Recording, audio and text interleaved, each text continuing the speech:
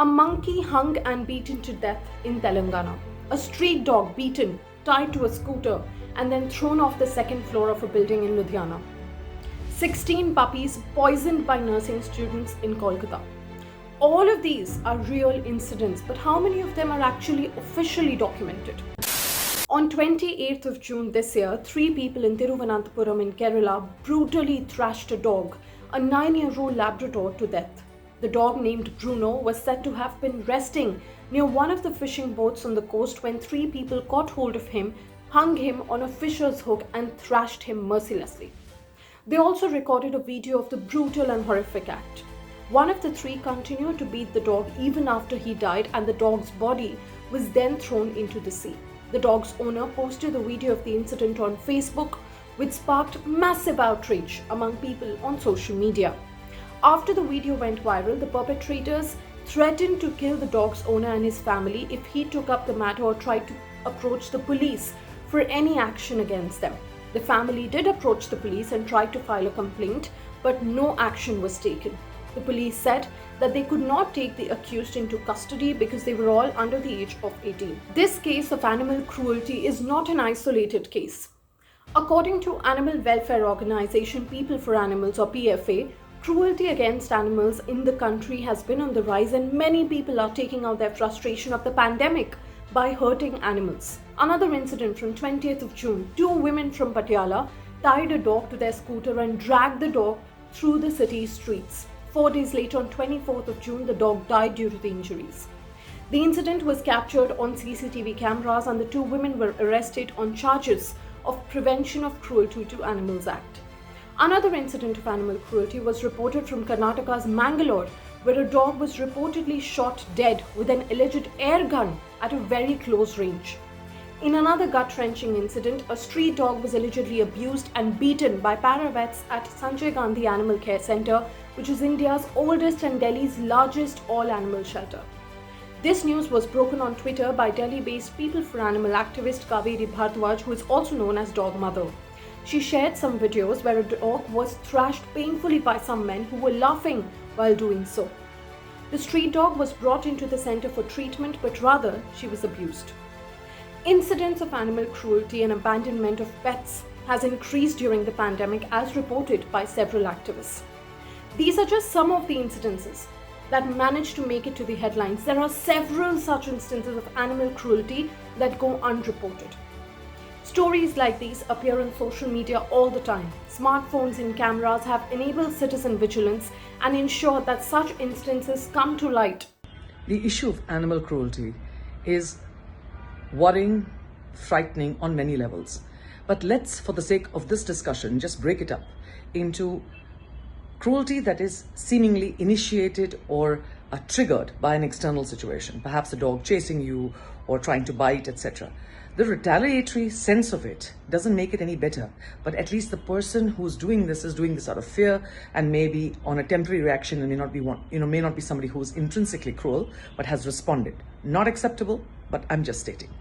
The other one, which is very, very frightening, is the one where it makes people either excited or feel stronger or feel like more powerful about who they are, what they can do, if they can stone or kill or drag an unsuspecting, vulnerable dog which does not or cannot protect itself.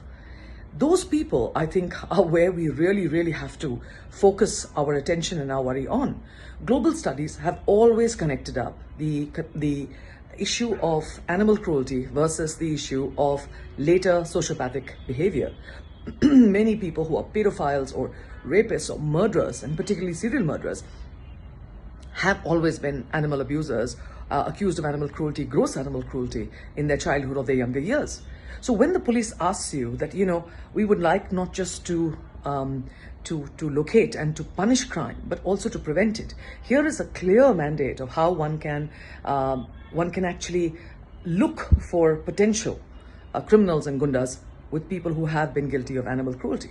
A monkey hung and beaten to death in Telangana. A street dog beaten, tied to a scooter, and then thrown off the second floor of a building in Ludhiana. 16 puppies poisoned by nursing students in Kolkata. All of these are real incidents, but how many of them are actually officially documented? We come across horrific visuals on social media, get angry, then scroll past, and that is pretty much it. While animals can't speak or protect themselves, the onus of protecting and taking care of animals falls on the society. But what happens when saviors become tormentors? Those who torture, beat, or kill an animal deserve a punishment. Their cruelty cannot be ignored or justified. The government has proposed an amendment to the Prevention of Cruelty to Animals Act 1960 to increase penalties against animal cruelty from 50 rupees to 75,000 rupees, besides up to 5 years imprisonment. But will this step address the issue of animal cruelty in India? While the law is changing, so the Prevention of Cruelty to Animals Act will hopefully change in cost, etc., from 50 to a much more logical, a larger, more representative fine, if one can have it, and have it inflation related or whatever that is needed to ensure that people understand that this is a serious issue, and of course, jail time.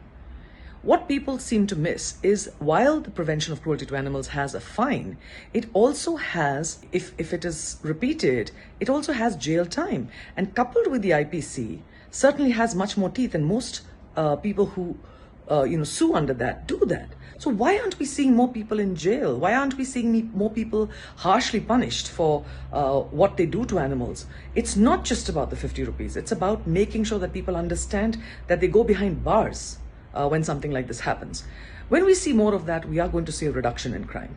And when that happens, you're going to have people who, over this horrendous umbrella of social media and immediate gratification where everything is on video. So not only am I capturing my own cruelty, but anybody going past feels the need to be able to relate, capture, and send it to their own groups. We are actually creating an atmosphere of great cruelty and negativism and horror. Some of it can serve to make things better, because people will be so horrified they will want to do something about it. And they'll be the others who are, basically the schadenfreude souls who say, oh my God, but they're actually enjoying it, or they're actually saying, thank God it's not me, or whatever. We need to be able to address these three elements and be able to sort of deal with it in not only from a point of view of criminal, police, enforcement, law, but also from a social, cultural manner where people understand this is something which is way beyond the dismissive thing, so it's only an animal. It means a lot more. If you believe in that, please do so, but it means much more. So I think this increasing kind of violence is being subtly encouraged by social media, because it does get so many more eyeballs before it shuts down. And I think the law should do something about it.